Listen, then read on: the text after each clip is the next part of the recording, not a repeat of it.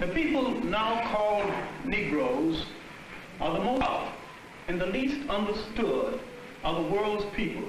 The accomplishments of Africa before and after... Director of the program is John Henrik Clarke. This accomplishment is generally glossed over or neglected in human history.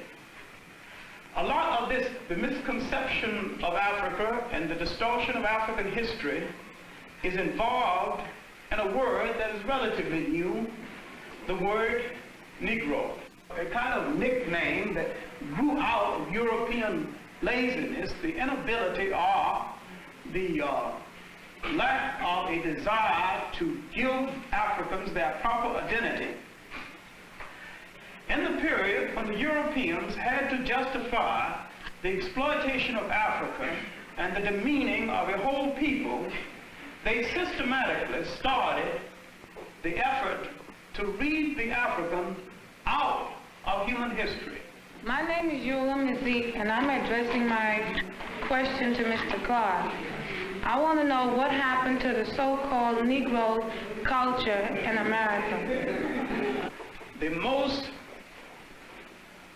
tragic destruction of African culture was the destruction of the African culture brought to these shores, brought to America's shores.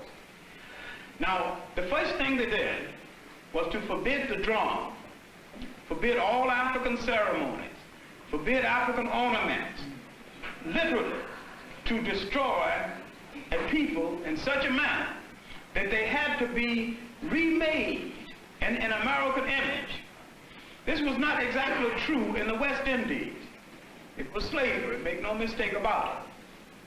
But because it was owned in Ireland, many of the Africans could communicate with each other and maintain some of the African culture, while in the United States it was impossible, because as they arrived, mother, brother, sister were split up and they went in opposite directions. Then they were resold.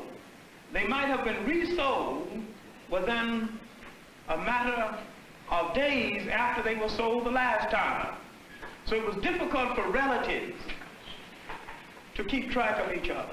And it was difficult for a continuity to be maintained in African culture. This was the beginning of the fragmenting of our family in this country. It was also the beginning of the demeaning and the negation of the masculinity of the black male in America. This demeaning of our culture and this reading us out of the commentary of human history has left deep psychological scars. What we are trying to do now is a massive job of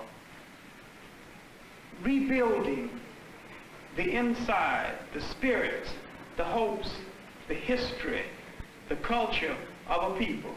We're trying to restore those values that have been taken away.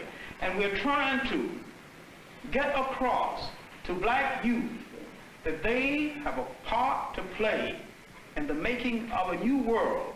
They have the imagination, they have the energy.